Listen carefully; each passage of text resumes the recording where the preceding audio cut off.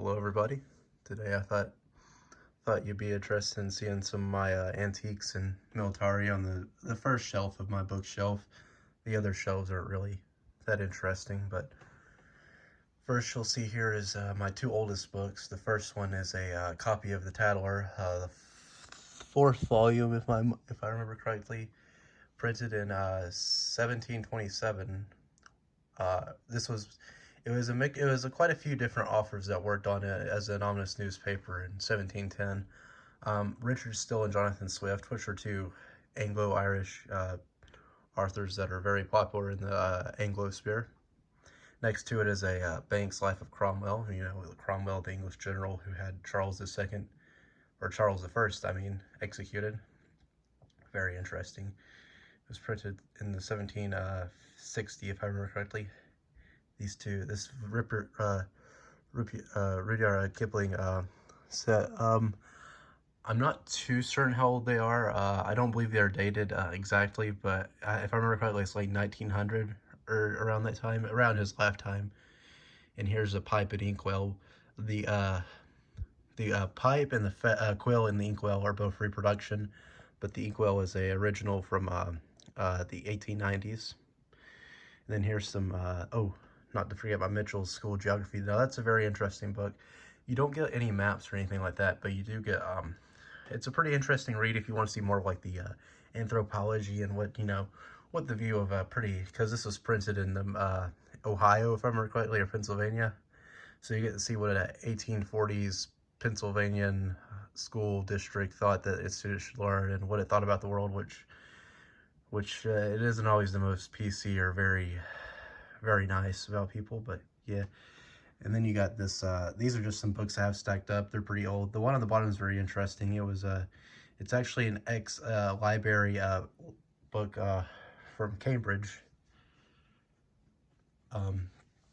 Yeah, it was from the 1820s, Rebound. And this is a picture of a Irishman.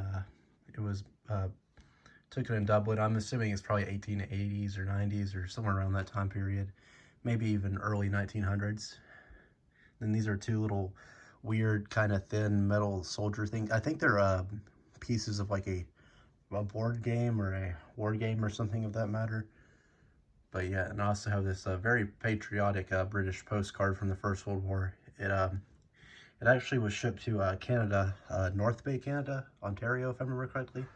It's pretty interesting. And here is my, this is like my pre-World War I American militaria.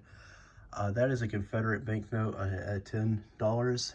I believe it to be authentic. The inking on it looks pretty decent. This is probably very horrible footage, but just so people get like an overview of this shelf.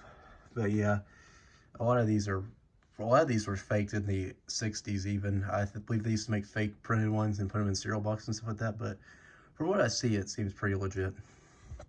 This is a piece of a shell found at Fredericksburg that's been drilled into a stand. It's very interesting. There's a Civil War fork, Civil War matches. All that's just Civil War grape shot, bullets, knapsack, hooks, coins. There's a Henry shell. And this is very interesting. This is a Revolutionary War era banknote from Maryland. Here, let me flip it around for you guys. It's half a dollar. Can be redeemed in silver or gold. I believe they generally redeem these in Spanish dollars. It used to be British pounds, but especially during the Revolutionary War, they started using Spanish dollars.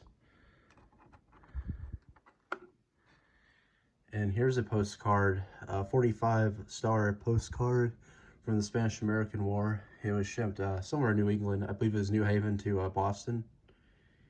And here are some medals. I need to have a proper display for these. But somebody gifted me these. They claimed that this is like the American Legion and a few like spare medal bars for a Walter D. Eller. And he was a Medal of Honor recipient.